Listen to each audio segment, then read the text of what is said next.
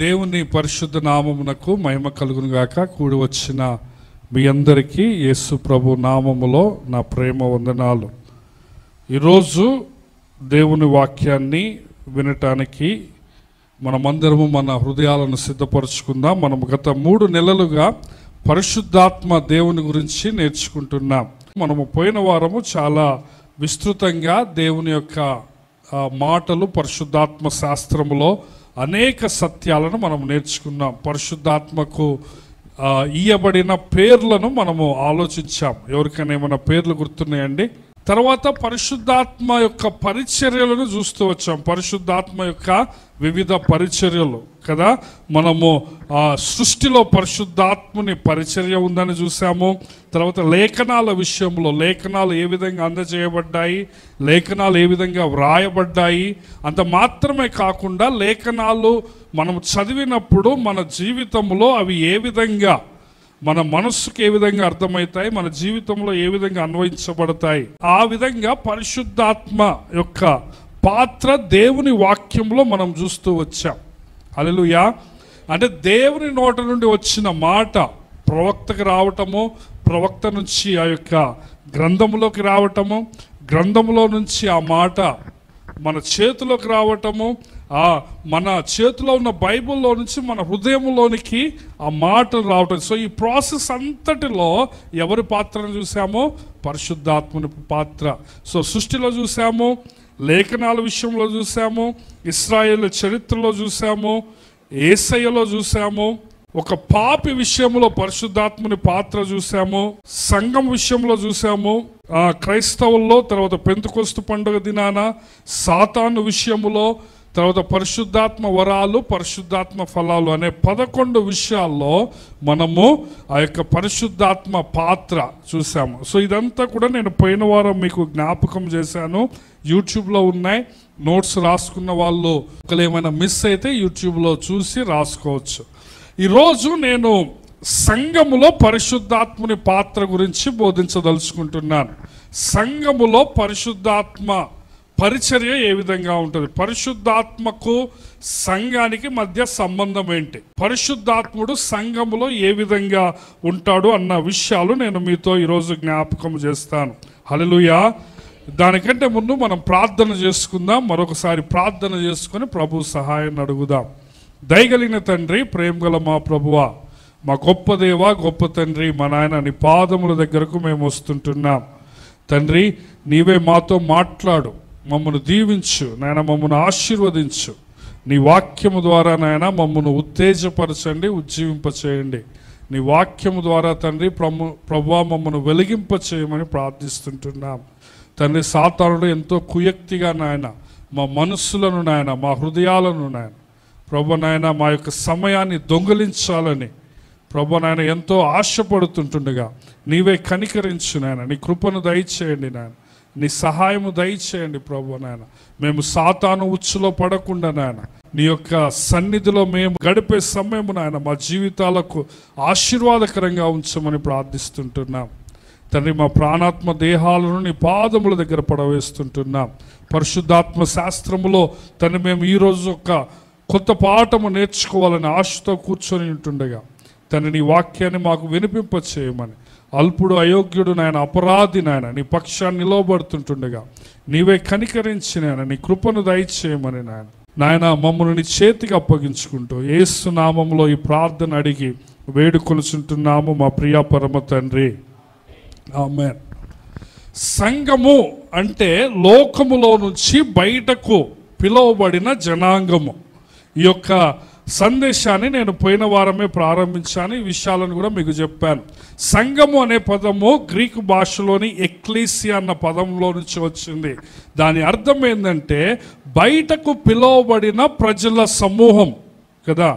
దేవుడు సంఘాన్ని ఏం చేశాడంటే లోకములో నుంచి ప్రత్యేకంగా ఉండటానికి వెలుపలకు పిలిచాడు. సంఘము అన్నాం కదా. చాలామంది ఈ పదాన్ని చాలా తరచుగా వాడతారు. సంఘము కదా, కులానికి ఒక సంఘం అని ఉంటుంది, ఆ విధంగా ఒక సొసైటీ అని సంఘం అన్న ఆ యొక్క పదాలు మనం చూస్తాం. కానీ బైబిల్ గ్రంథములో మనము కొత్త నిబంధనలో చూసే సంఘం ఏదైతే ఉందో ఆ బైబిల్ గ్రంథములో పాత నిబంధనలో ఆ పదం వాడబడలేదు. కొత్త నిబంధనలో సంఘానికి వాడబడిన పదము ఇశ్రాయేలు సమాజానికి కూడా వాడలే. ఆ పదం ఇశ్రాయేలీలు దేవాలయములో ఆరాధనకు వచ్చినప్పుడు కూడా సంఘం అన్న పదము వాడలేదు. కానీ పెంతెకోస్తు పండుగ తరువాత ఆ విశ్వాసుల ఆ గ్యాదరింగ్ ఏదైతే ఉందో, విశ్వాసుల కూడికలు ఏదైతే ఉన్నాయో, ఆ సమాజముగా వాళ్ళు రావటం ఏదైతే ఉందో దాని క్రొత్త నిబంధనలో సంఘము అన్నారు. దేవుని వాక్యములో సంఘము అని మనం చూసినప్పుడల్లా ఇదేదో జనాలు కూడుకొని వచ్చేది అనుకోకూడదు కదా. సంఘము అంటే అర్థం ఏంటంటే దేవుడు లోకములో నుంచి ప్రత్యేకంగా ఉండటానికి బయటకు పిలిచిన ఒక గుంపుని ఏమంటారు? సంఘము అంటాం. సంఘము 2 రకాలు అని నేను పోయినసారి చెప్పాను కదా. ఒకటి సార్వత్రిక సంఘము అని ఉంటుంది, రెండోది స్థానిక సంఘం కదా. సార్వత్రిక సంఘము కంటికి కనపడదు. ఎందుకు అంటే ఇది అన్ని దేశాల్లో ఉన్న విశ్వాసులను కలిపి, అన్ని తరాలలో ఉన్న విశ్వాసులను కలిపి దీన్ని సార్వత్రిక సంఘము అని పిలుస్తాం.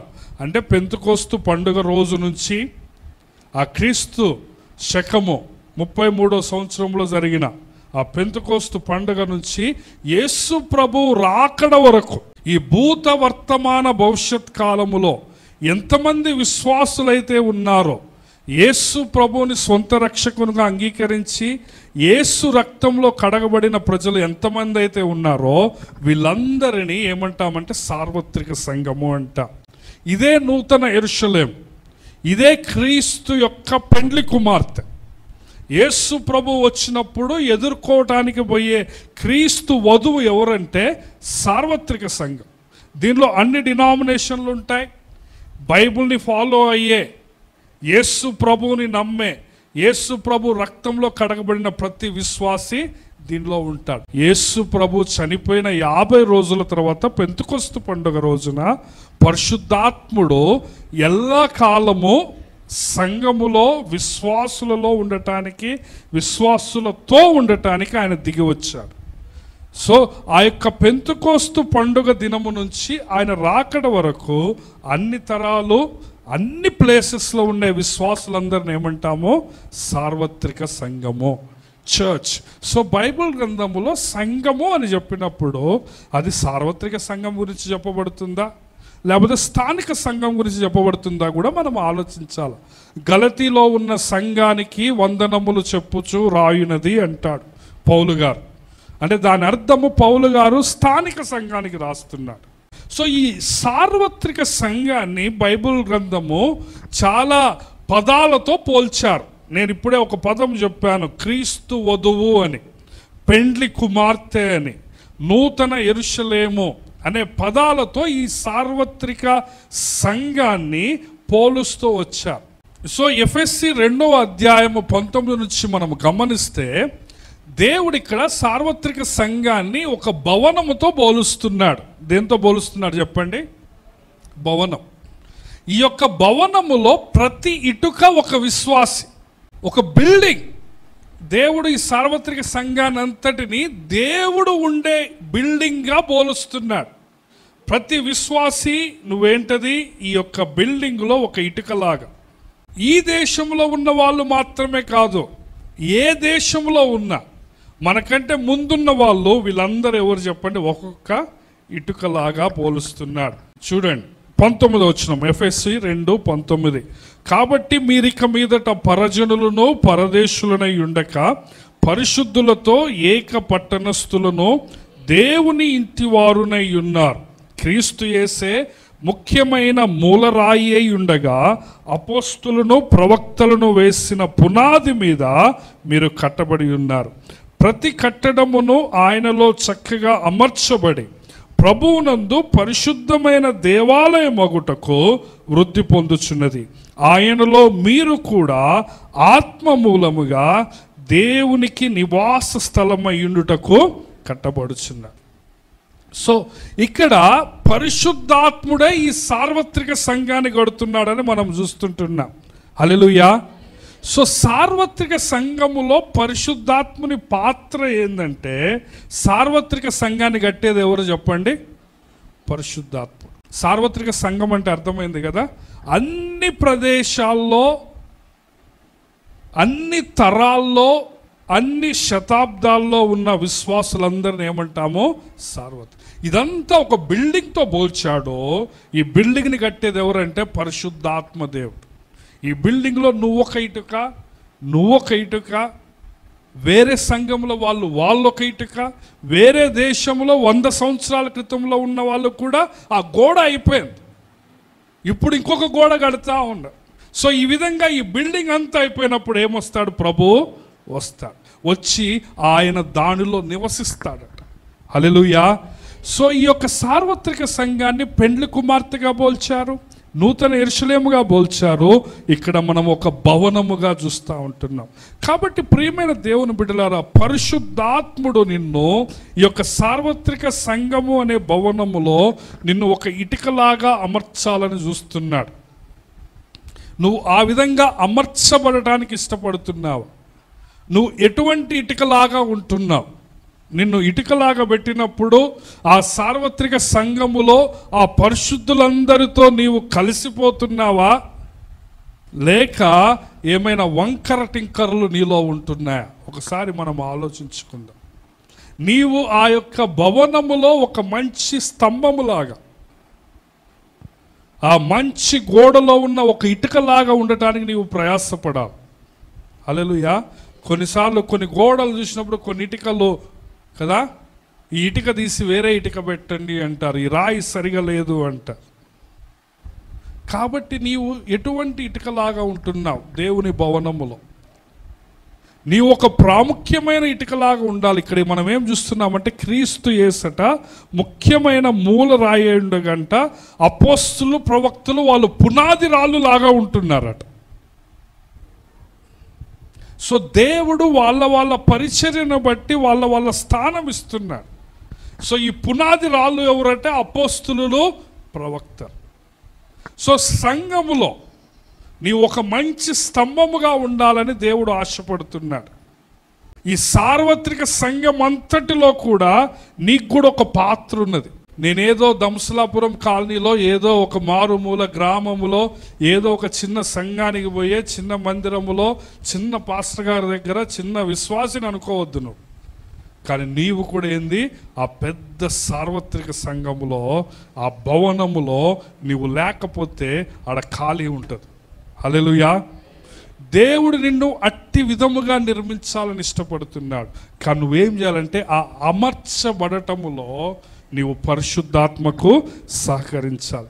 తర్వాత నేను స్థానిక సంఘములో పరిశుద్ధాత్ముని పాత్ర గురించి మీతో వివరించదలుచుకుంటున్నాను. మనం పోయిన వారము 1-2 పాయింట్లు విన్నాం.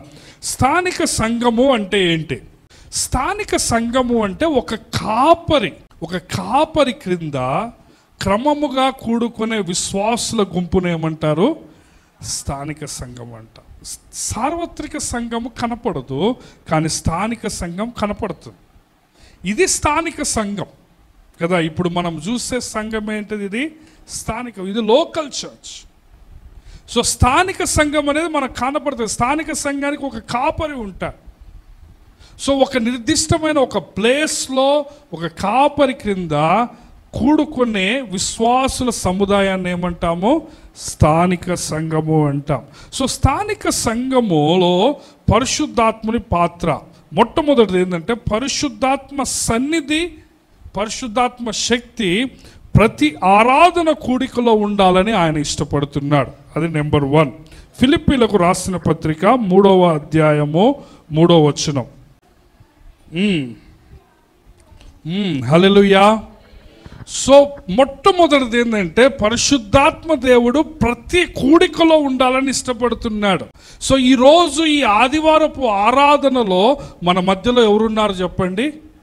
పరిశుద్ధాత్ముడు. అది ఆయన చిత్తము, ఆయన రావాలని, ఆయన ఉండాలని ఇష్టపడుతున్నాడు. ఇక్కడ ఫిలిప్పీ 3:3లో ఏమంటున్నాడంటే, ఆరాధన అనేది ఎవరి వలన జరుగుతుందట? ఆత్మ వలన జరుగుతుందంట. ఎఫెసీ 6:18 కూడా మనము గమనిస్తే అక్కడ ప్రతి స్థలమందును ఆత్మలో ప్రార్థన చేయాలి అంటాడు. ఆత్మ వలన ప్రతి స్థలమందు ప్రతి సమయమందు ప్రార్థన విజ్ఞాపనలు జరగాలి. సో మన సంఘములో మంగళవారం జరిగే సంఘ ప్రార్థన, శుక్రవారం జరిగే ప్రార్థన, బుధవారం జరిగే స్త్రీల కూడిక ఎవరి వలన జరుగుతుంది? అది పరిశుద్ధాత్మ. సో మనం ఎప్పుడైతే విశ్వాసులముగా మనం కూడుకుంటామో, ఎక్కడ 2-3 ఆయన నామమున కూడుకుంటారో వారి మధ్యలో ఎవరు ఉంటారు? పరిశుద్ధాత్ముడు ఉంటారు, యేసయ్య ఉంటారు.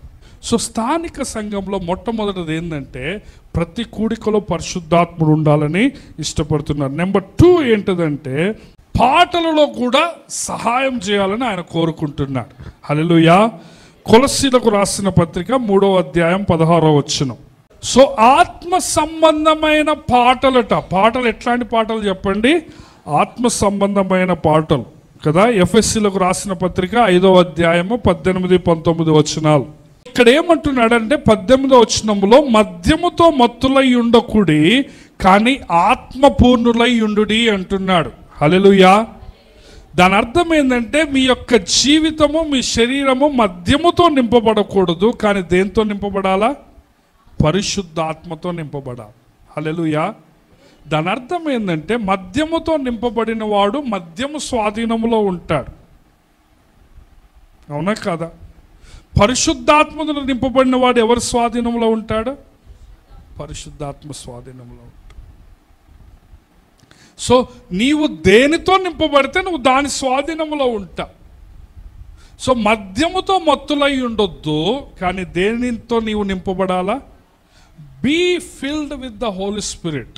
You should not be filled with the wine. ఇది దేవుని వాక్యం. ఆత్మచేత నింపబడితే నీవు మాట్లాడేది ఎవరి మాటలు అవుతాయి? ఆత్మ మాటలు అవుతాయి. నీవు ప్రవర్తన ఆత్మ ప్రవర్తన. అందుకే 19 ఏమంటారంటే ఒకరినొకడు కీర్తనలతోనూ సంగీతములతోనూ ఆత్మ సంబంధమైన పాటలట. హల్లెలూయా. నువ్వు పరిశుద్ధాత్మతో నింపబడితే నీకు ఏ పాటలు వస్తాయి?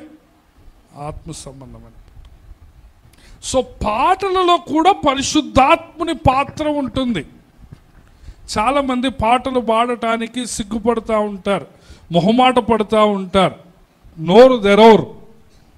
కానీ పాటలట ఏ సంబంధమైనవట చెప్పండి? ఆత్మ సంబంధం. కొలస్సీ 3:16 చూస్తాం. కాబట్టి పాటలతో మనం ప్రభువుని ఆరాధించాలి. పాటలు అనేది క్రైస్తవ భక్తిలో చాలా ప్రాముఖ్యమైన. నేను ఉదయం కీర్తన చెప్పేటప్పుడు చెప్పాను. అక్కడ ఏమంటాడంటే ఉదయమునే నేను నిన్ను కీర్తించెదను అంటాడు. సో నువ్వు పాటలను నిర్లక్ష్యం చేయకూడదు. పాటలకు అంత శక్తి ఉన్నది కదా. పాటలు కొన్ని విప్లవాలను తెచ్చాయి. నక్సలైట్ మూవ్మెంట్లో చాలామంది ఒక పాట విని ఆకర్షితులైన వాళ్ళు ఉంటారు. తెలంగాణ మూవ్మెంట్లో కూడా పాటలు చాలా ప్రాముఖ్యమైన పాత్రను పోషించాయి. సో పాటలకు అటువంటి శక్తి ఉన్నది. కాబట్టి నువ్వు ఎటువంటి పాటలు పాడాలా? ఆత్మ సంబంధమైన పాటలు పాడాలా? ఈ స్థానిక సంఘములో పాటలు పాడేటప్పుడు ఎవరు సహాయపడాలని ఇష్టపడుతున్నాడు? పరిశుద్ధాత్ముడు సహాయపడాలని ఇష్టపడుతున్నాడు. స్థానిక సంఘములో పరిశుద్ధాత్ముని పాత్ర ఏమిటంటే మూడవదిగా ఆయనే కాపరులను ప్రసంగికులను నియమిస్తాడు. హల్లెలూయా. సో మీ సంఘములో కాపరిని పెట్టింది ఎవరు? పరిశుద్ధాత్మ దేవుడు. ఇది మనుషులు పెట్టేది కాదు. రండి అపోస్తుల కార్యము 20వ అధ్యాయము 28వ వచనం. సో దేవుడు తన స్వరక్తమిచ్చి సంపాదించిన తన సంఘమును కాయుటకు పరిశుద్ధాత్మ అంట మిమ్మల్ని అధ్యక్షులుగా ఉంచాడు అని ఎఫెసీ పట్టణంలో ఉన్న సంఘములోని పాస్టర్స్తో పౌలు గారు ఇక్కడ అంటున్నాడు. హల్లెలూయా. ఎవరట స్వరక్తం ఇచ్చింది? దేవుడు. యేసు ప్రభు దేవుడు అని బైబిల్లో ఎక్కడున్నది అంటారు. ఈ వాక్యంలోనే మనం స్పష్టంగా ఏమి చూస్తున్నామంటే రక్తం ఇచ్చింది ఎవరు సంఘానికి? యేసయ్య. సో దేవుడు తన స్వరక్తం ఇచ్చాడు. హల్లెలూయా. తన సంఘమును కాయుటకు అధ్యక్షుల్ని ఎవరు నియమించారట? పరిశుద్ధ. వింటున్నారా? అధ్యక్షులు అన్న కాపరులు అన్న, పెద్దలు అన్న, వీళ్ళంతా ఒక్కటే అనమాట. వీళ్ళందరినీ పాస్టర్స్కి రకరకాల పదాలు వాడారు బైబుల్లో. వింటున్నారా? కాపరి అన్న, అధ్యక్షుడు అన్న, పెద్దలు అన్న, పై విచారణకర్తలు అన్నా, కానీ వీళ్ళంతా ఎవరంటే సంఘం పైన నాయకులు. హల్లెలూయా. నిజానికి నేను పోయిన వారం ఈ పాయింట్ చెప్తూ ఏమన్నానంటే, సంఘములో బైబిల్ గ్రంథంలో రెండు పొజిషన్స్ మనం చూస్తాం. ఒకటి కాపరులు, రెండవది పరిచారకులు కదా. ఈ విషయము నేను పోయినసారి చాలా వివరంగా చెప్పాను. కాపరులు అంటే కాపరత్వం చేసేవాళ్ళు కదా. ఒక కాపరి ఉండి అధ్యక్షుడిగా ఉంటూ పెద్దగా ఉంటూ సంఘాన్ని ఆత్మీయంగా వాక్యములో ప్రార్థనలో నడిపించేవాడు కాపరి కదా. పరిచారకులు దేవుని ఆత్మచేత నింపబడి వారు కూడా పరిచర్య చేయొచ్చు, వాళ్ళు కూడా వాక్యం చెప్పొచ్చు, వాళ్ళు కూడా అద్భుతాలు చేయొచ్చు అని మనము చూసాం కదా. అపోస్తుల కార్యం 6వ అధ్యాయంలో గమనిస్తూ వచ్చాము. తర్వాత ఫిలిప్పి 1:1 అక్కడ ఏమని వ్రాయబడి ఉన్నదంటే, దేవుని సంఘములో 3 రకాల ప్రజలు ఉంటారట. పరిశుద్ధులు, పరిచారకులు, తర్వాత పెద్దలు. పెద్దలన్నా అధ్యక్షులన్నా ఎవరు? వీళ్ళు కాపరులు. రెండవది ఎవరు?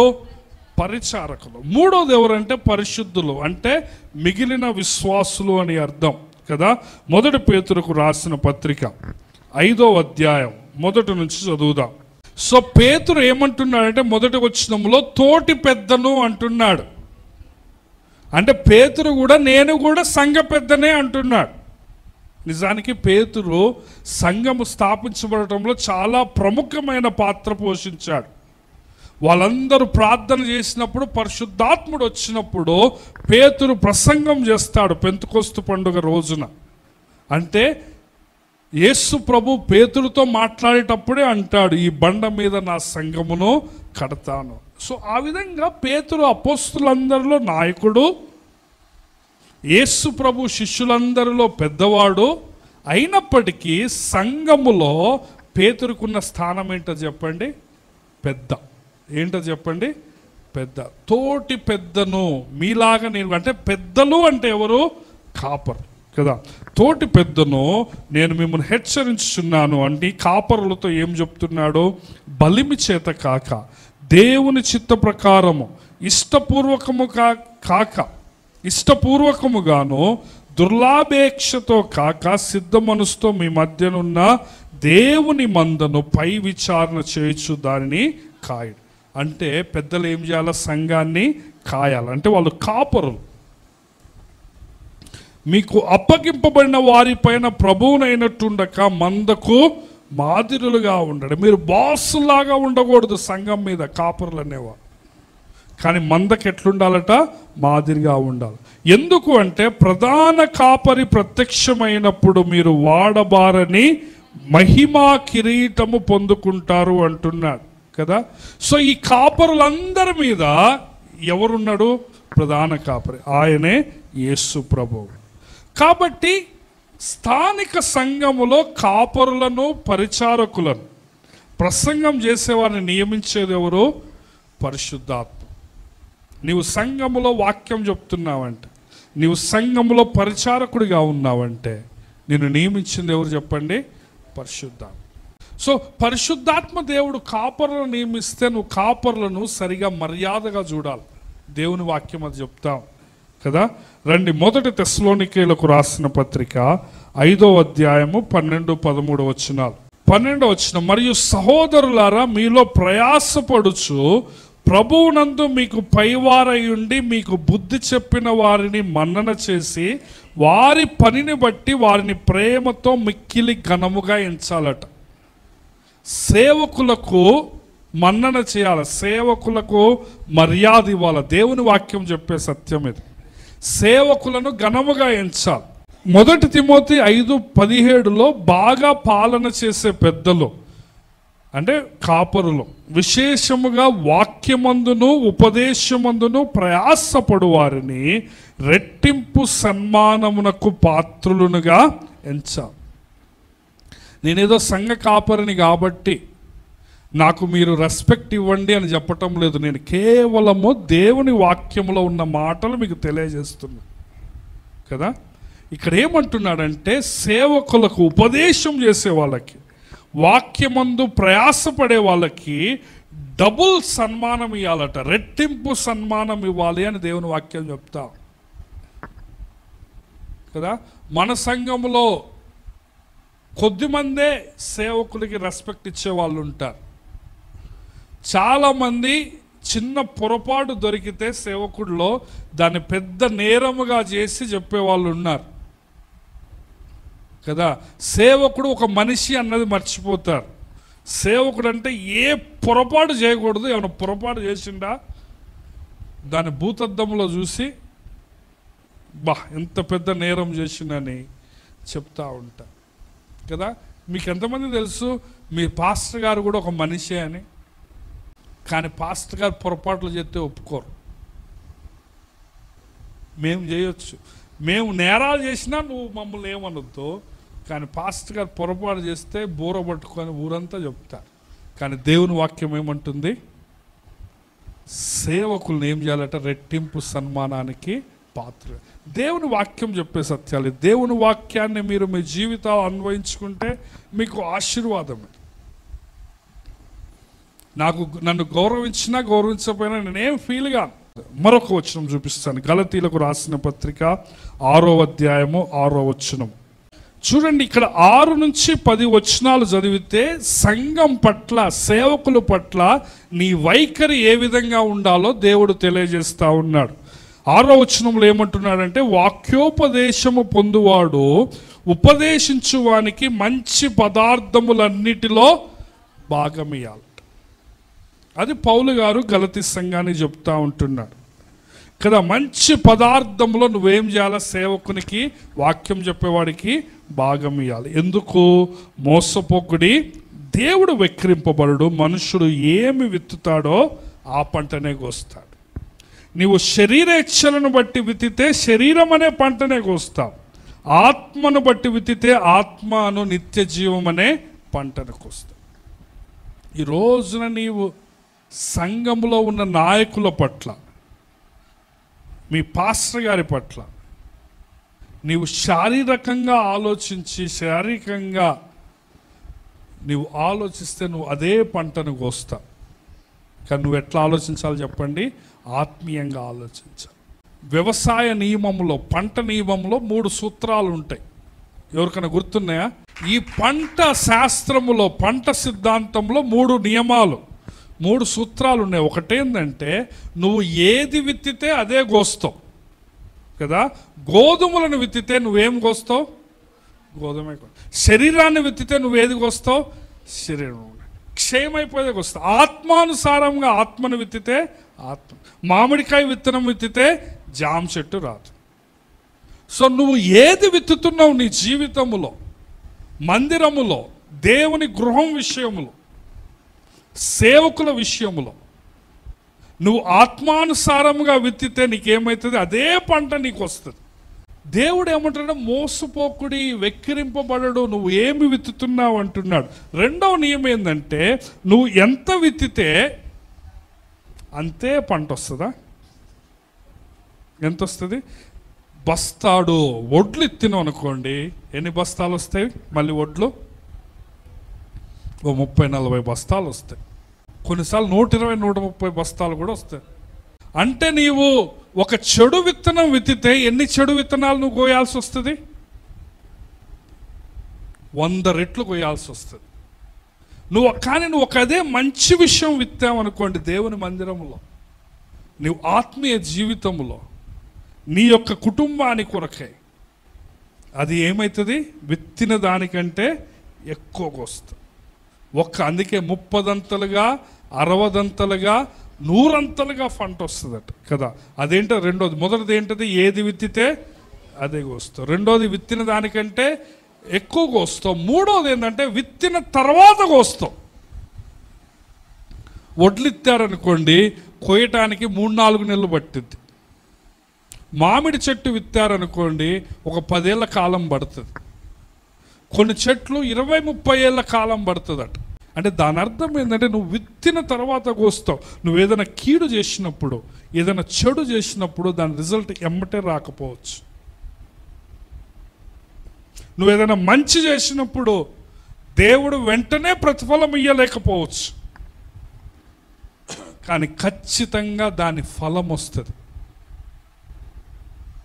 అది నియమం అంతే. నువ్వు విత్తావంటే అది వస్తుంది అంతే.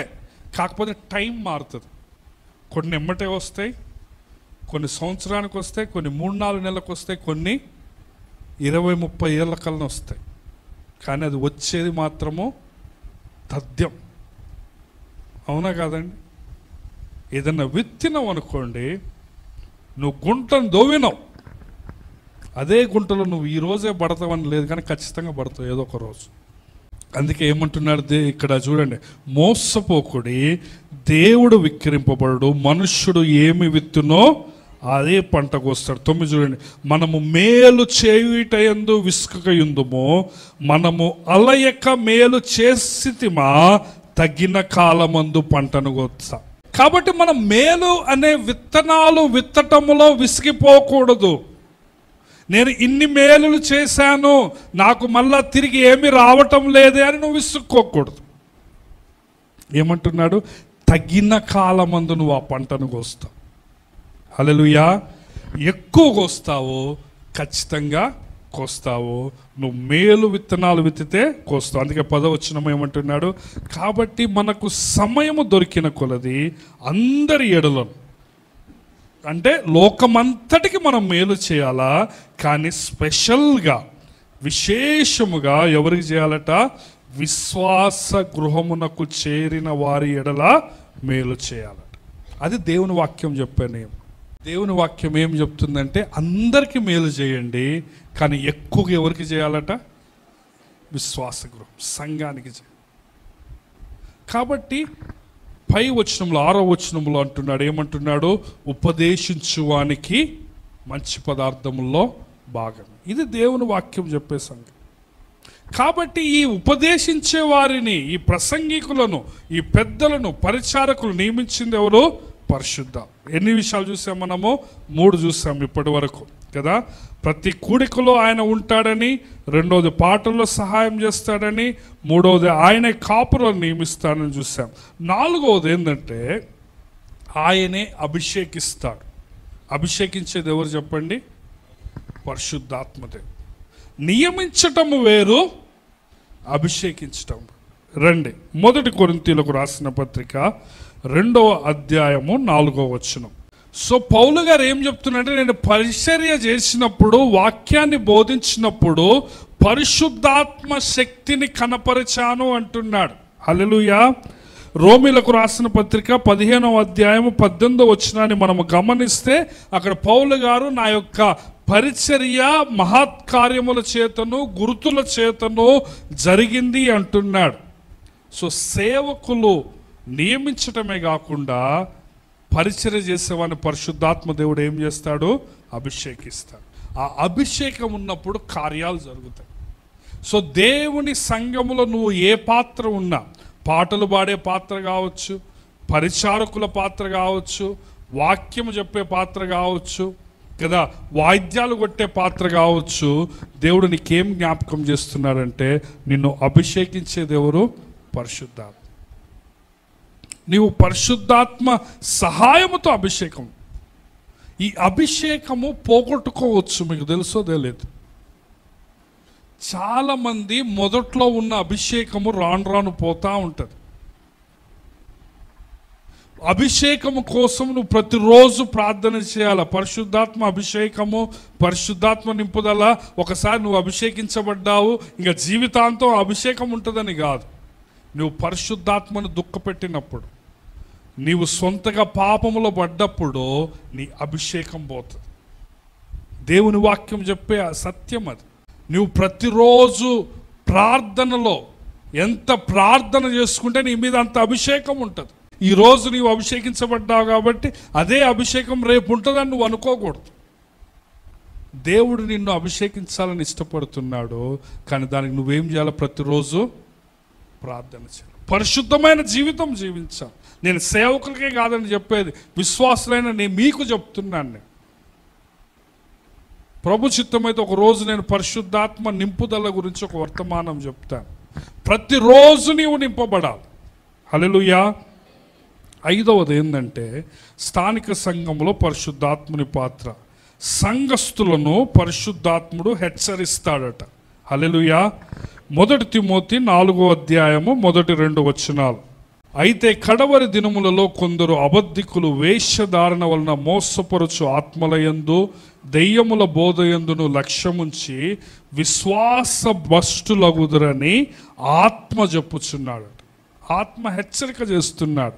పరిశుద్ధాత్ముడు ఏమని హెచ్చరిక చేస్తున్నాడు అంటే, చివరి రోజుల్లో కొంతమంది ఏమవుతారట, అబద్ధ బోధకుల యందు లక్ష్యం ఉంచుతారట. ఈ రోజున నిజమైన బోధ అంటే ఎవరు రావటం లేదు. ఎట్లాంటి బోధకుల దగ్గర పోతారు? అబద్ధ బోధకుల దగ్గర పోతారు. వేషధారణ వలన మోసపరిచే ఆత్మలేంది, దెయ్యముల బోధ ఏంది, ఇట్లా దెయ్యాల బోధలు వస్తాయి. అరటి పండ్లు ప్రార్థన చేసి అరటి పండ్లు ఇస్తున్నారు. యాపిల్ పండ్లకు ప్రార్థన చేసి యాపిల్ పండ్లకు ఇస్తున్నారు. దస్తీలకు ప్రార్థన చేసి దస్తీలు, నూనె డబ్బాలకు ప్రార్థన చేసి నూనె డబ్బాలు. ఇవన్నీ వస్తేనే ఎవరు హెచ్చరించేది చెప్పండి? పరిశుద్ధాత్మ. సో ఎన్ని విషయాలు చెప్పాను నేను?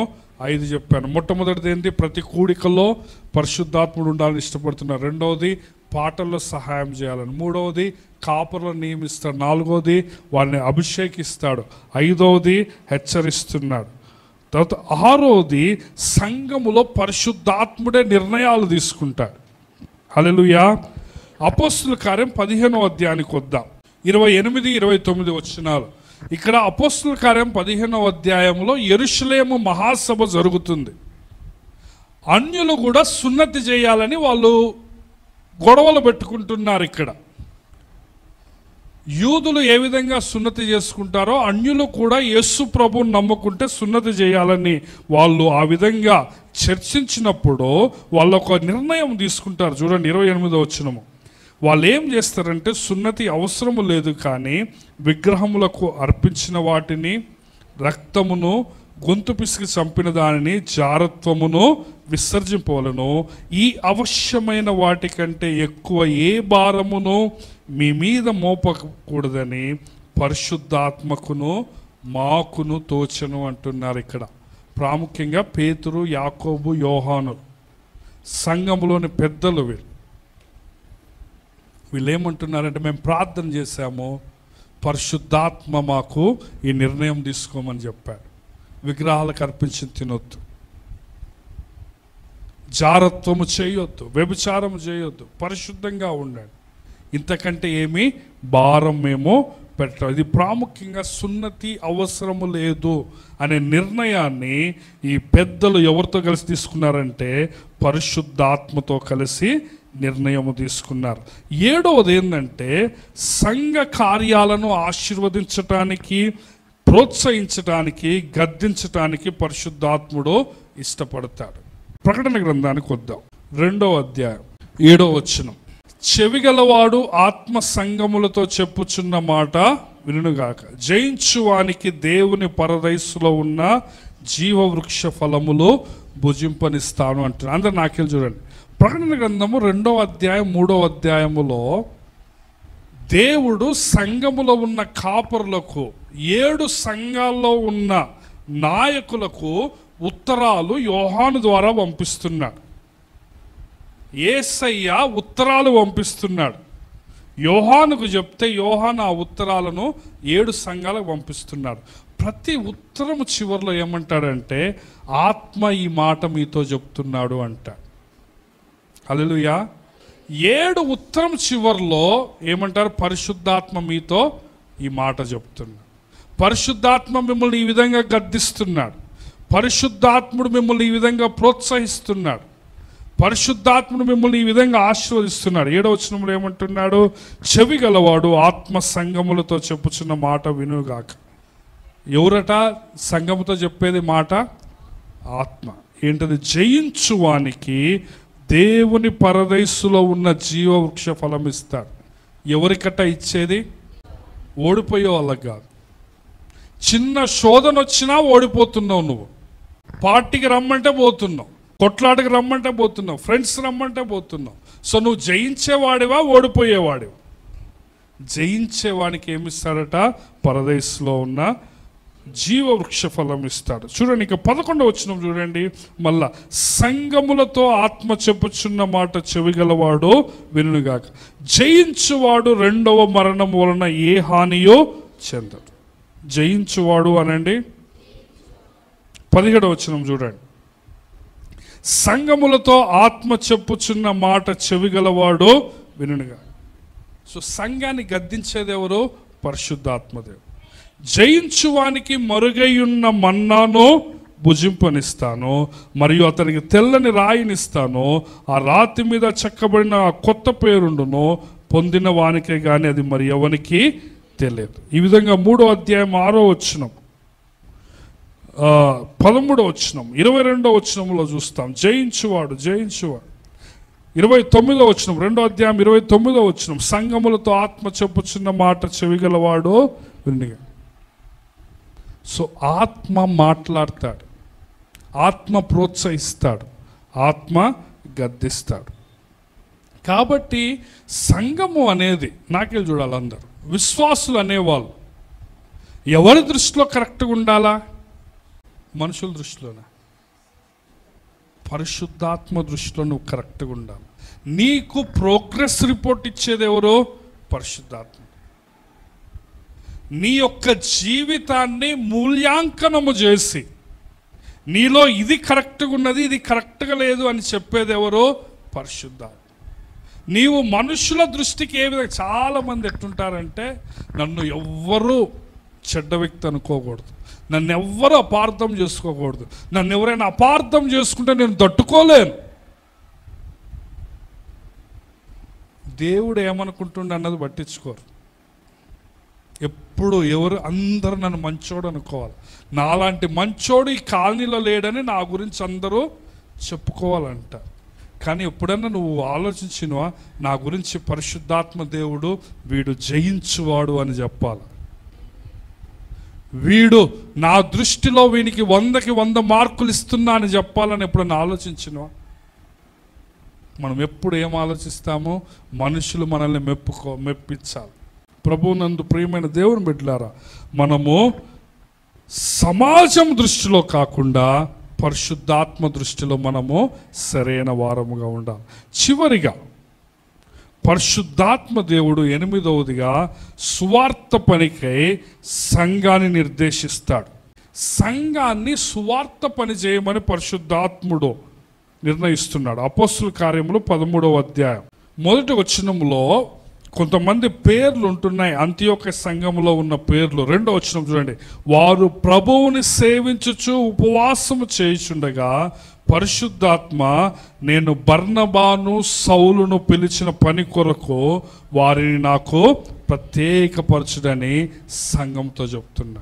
సో సంఘములో సువార్త పనికై మనుషులు పంపించాలని, మిషనరీ పనికై మనుషులు పంపించాలని ఎవరు చెప్తున్నారు? పరిశుద్ధ. సువార్త పని చేయాలమ్మ. 8వ అధ్యాయం చూడండి. అపోస్తుల కార్యం 8వ అధ్యాయం 29వ వచనం. సో ఫిలిప్పుతో పరిశుద్ధాత్ముడు ఏమని చెప్తున్నాడంటే, నువ్వు వెళ్ళి ఫిలిప్పి రాణి క్రింద ఆ ఫైనాన్స్ మినిస్టర్కి సువార్త చెప్పు అంటున్నారు. ఇంకా అపోస్తుల కార్యం 16వ అధ్యాయం 6వ వచనం, 7వ వచనం, 10వ వచనంలో పరిశుద్ధాత్మ దేవుడు సువార్త పని చేయమని పౌలు గారిని ప్రోత్సహిస్తున్నారు. ఈ చివరిది చాలా ప్రాముఖ్యమైనది. సో పరిశుద్ధాత్మ దేవుడు నిన్ను ఏమని అడుగుతున్నాడో, నీవు సువార్త పని చేయాలి. హల్లెలూయా. నీవు దేవుని పని చేయమని ఎవరు నిన్ను అడిగేది? పరిశుద్ధాత్మ కదా. బైబుల్ గ్రంథంలో చివరి పేజీలో కూడా మనం ఇదే చూస్తాం. ప్రకటన గ్రంథము 22వ అధ్యాయం 17వ వచనం. సో ఆత్మయు పెండ్లి కుమార్తెయు రమ్ము అని చెప్తున్నారు. హల్లెలూయా. నీవు సువార్త చెప్పి యేసయ్య దగ్గరికి అందరిని పిలవాలి. పరిశుద్ధాత్మ దేవుడు పెండ్లి కుమార్తె అంటే, నేను మొట్టమొదటే చెప్పాను, పెండ్లి కుమార్తె అంటే ఎవరు? సంఘం. పరిశుద్ధాత్మ దేవుడు సంఘము ద్వారా అందరిని రమ్మని పిలుస్తున్నాడు కదా. వినువాడు రమ్మ, దప్పికొనిన వాని రమ్ము రానిమ్మో, జీవజలములు ఉచితముగా పుచ్చుకొని. యేసయ్య ఏమంటున్నాడు? ఎవడైనను దప్పికొంటే వాడు నా యొద్దకు రావచ్చు. ప్రయాసపడి భారం మోసుకొనుచున్న సమస్త జనులారా నా యొద్దకు రండి.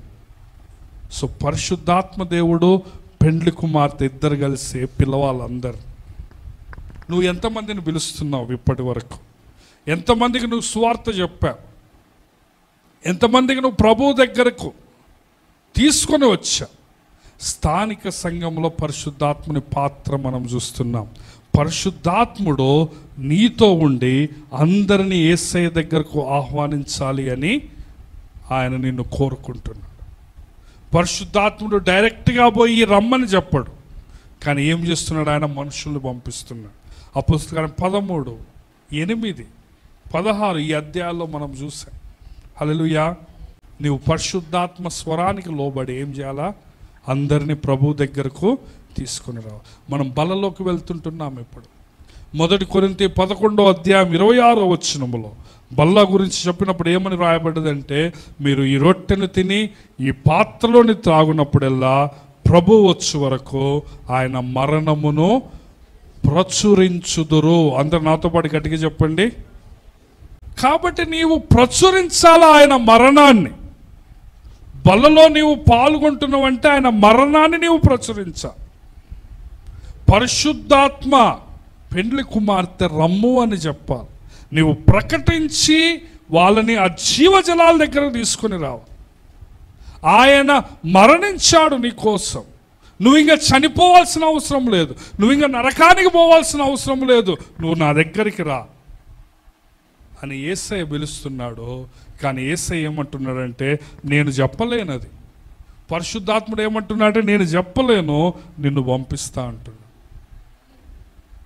నువ్వు వెళ్తే పరిశుద్ధాత్మ దేవుడు నీతో పాటు ఉంటాడు.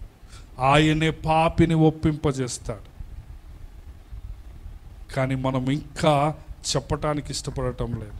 స్థానిక సంఘము ద్వారానే దేవుని పని జరుగుతుందండి. దేవుని సేవ జరుగుతుంది. సువార్త పని జరగాలంటే సంఘంలోని విశ్వాసులు సిద్ధపడాలా. నీవు ప్రతిరోజు ఆహ్వానించేవారుగా ఉండాలి కదా. ఆత్మయో పెండ్లి కుమార్తెయో రమ్ము అని చెప్తున్నారు. అందరం దయచేసి స్థలంలో ఉంచుదాం, కళ్ళు మూసుకుందాం.